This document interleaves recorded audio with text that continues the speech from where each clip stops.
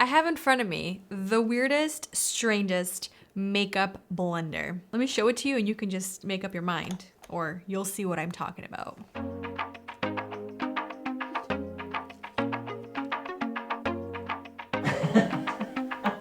That looks like, I think we all know what this looks like.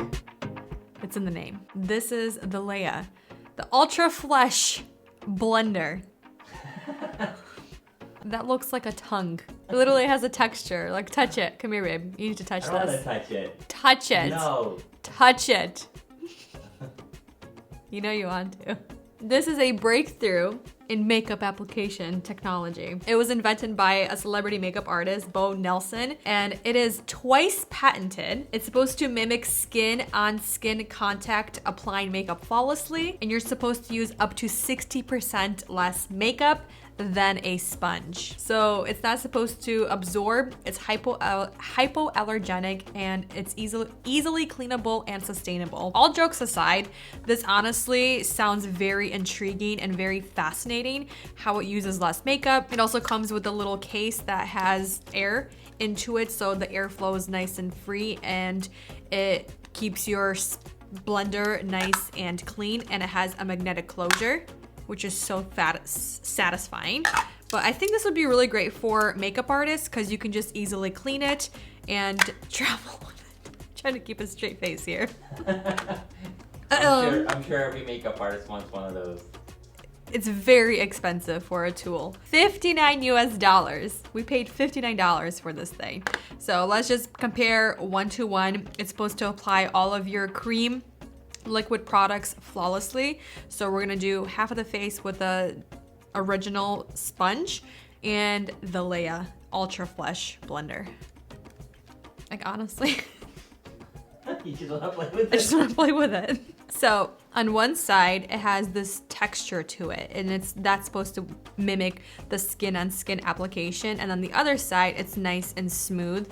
And this right here, I was looking at their how-to video, and they're saying this is mostly for applying product, getting it onto your face, and then using the textured side to help blend it onto your face. And they basically said, use gentle, repetitive motion. Let's do it. I honestly think it might be really great. Let's go for it. Foundation first. We're going with the NARS. What is this? The light reflecting foundation. So 1 pump on each side, and we'll see what it looks like. Let's go with the blender first. Wow. That's full coverage right there. I usually never get this kind of coverage with just 1 pump. I will say it's very tacky. It's spreading it out really nice. And then just right here on the nose, it's actually very comfortable to use.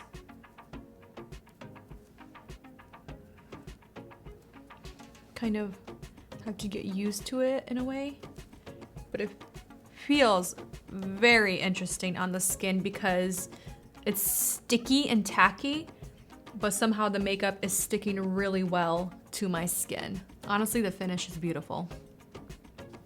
It's very, very pretty. And it gave a very nice, solid, medium coverage, which this foundation to me, it's more light to medium buildable type of coverage with a brush or a sponge or even my fingers.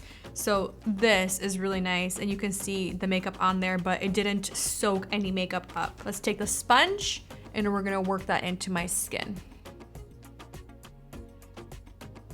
I would say this is a lot faster to blend into your skin just because it's more squishy, it's more bouncy, and it kind of just conforms to your face, but I'm just saying this is a lot faster. I like the Ultra Flesh side better. The texture of it is more skin-like. I'm also getting more of a natural glowy finish on this side versus the sponge. I'm thinking the Ultra Blend, it's kind of keeping it with what you have prepped underneath, like your skincare, your primer, etc. This is giving more of a dewy finish versus this one, it's a little bit more of like a natural, soft, matte finish, like a soft, radiant matte finish, if that makes sense. Okay, let's apply some concealer. I'm gonna apply some of the Makeup Forever, the Matte Velvet Skin. Again, the textured side.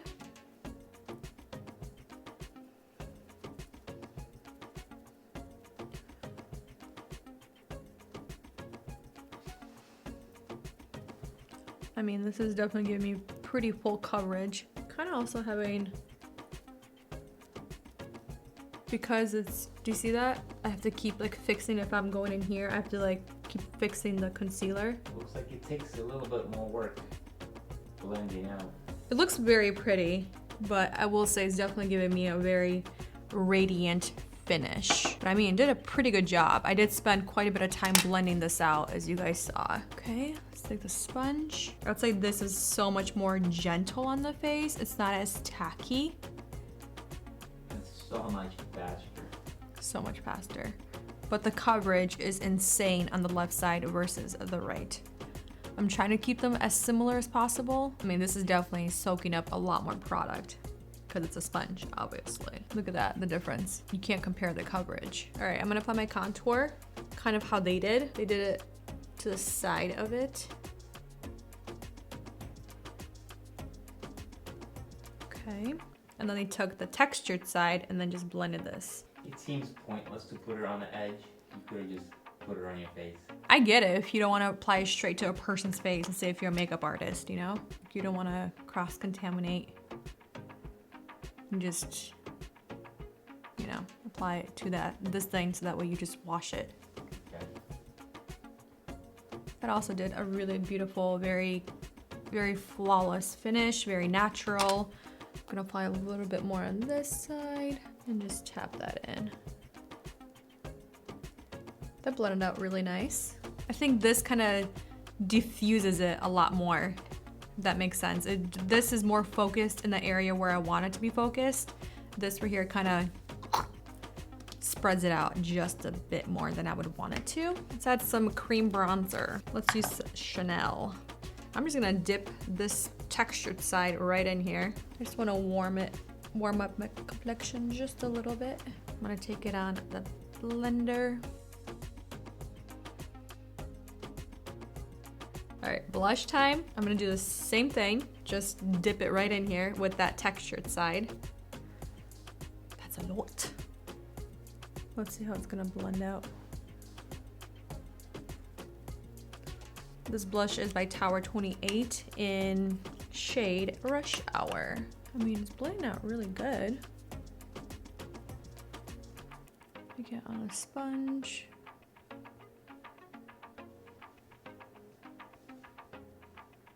I think I like my sponge more. Like, I can still see the contour, I can still see the bronzer. On this side, I kind of just all meshed together. I mean, it looks really pretty. It's very, very dewy, very glowy. It's, there's not as much definition versus this side. That's actually very pretty. This is a good test. And the finish, it's very soft. It's a lot softer on this side. I don't know. I think the sponge is winning. At first I thought this was winning, but I think the sponge is winning in my opinion. And I think I'm not using as much product as I thought I would with the sponge versus this, just because those claims that they're saying 50% less or 60% less. I'm honestly not really seeing it or experiencing it. Like, this actually looks a lot more natural versus this side. I think the pores on this side are a little bit more soft. They're a little bit more diminished. They're not as highlighted, just because this side, it's a very hydrating looking and very glowy. So every texture is a little bit more exaggerated. It's very pretty still, but like I was saying, it kind of just combined all the products together and there's no definition on this side. It's very pretty still versus this side. I do want to see how it sets my makeup, because with the sponge, I can use powder to set my face, and I love the finish it provides. It doesn't say anything about this setting your makeup, but we're gonna try it and see what happens, right? Apply it to the sponge and really kind of work it in there. And this just helps the setting powder look not super cakey under your eyes, not drying. And then I'm gonna take the other side where there's no powder and just really work it into my skin even more.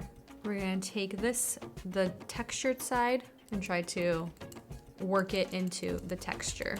That's what that looks like. Ooh, okay. Oh wow, hold up.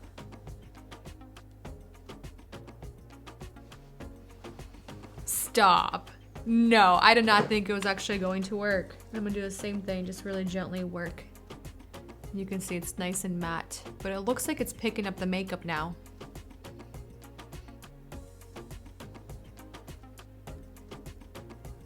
Because I'm looking on the back and it looks a lot dirtier. More makeup on there. I think the texture of this sponge is what's helping give it that skin-like finish. But when it's powdered, I don't know, something about it. I feel like now you can actually see where it applied the makeup. Versus this side, everything's still very soft. Okay, so it did work, but it has its limitations. It kind of started picking up makeup and you can see there's some spots where it looks a little bit patchy. Versus on this side, it just set the makeup in place and it mattified and just kind of blurred everything together. All the colors are still there and they're in their place where they were. So this is actually, I think it's really cool. And I'm shocked that it actually performed well. I kind of thought it was definitely very gimmicky and just somebody trying to make fast money on it. But yeah, I love my beauty blender. And this is not going to replace my beauty blender. I think it's cool, I think it's good, but I still like my beauty blender more. I honestly wasn't gonna put this part of this video or include this in the video, but let's go wash this together and see what happens. So this is my second time washing this, and I'm using my Cinema Secrets The Brush and Sponge Cleansing Shampoo. And this works on like literally everything. It's incredible. But this is not wanting to come off. Like it's literally stained. And there's parts on here also that are stained. I'm trying to clean it, like really scrub it in there, and it's not wanting to come off. Look at that. Like it's literally stained on here. Ah! Slippery guy. Slippery one. Let me use this one right here.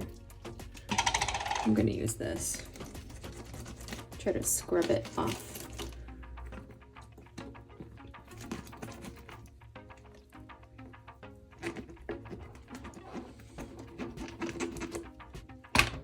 Wow, it's literally stained.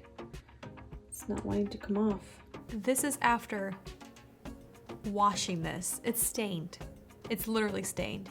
And this is the sponge, clean in comparison to this, right? I tried scrubbing it, like really scrubbing it with my fingers, with my brush and sponge cleaner. I tried a different cleaner, 2 different cleaners. I tried taking a washcloth and washing it, and it's literally stained. Overall, after this and cleaning it, I made up my mind. I think it's a waste of money.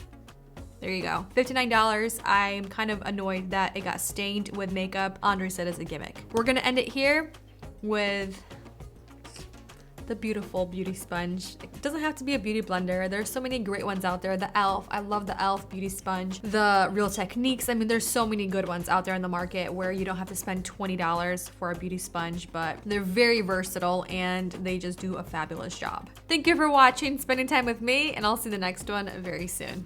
Bye.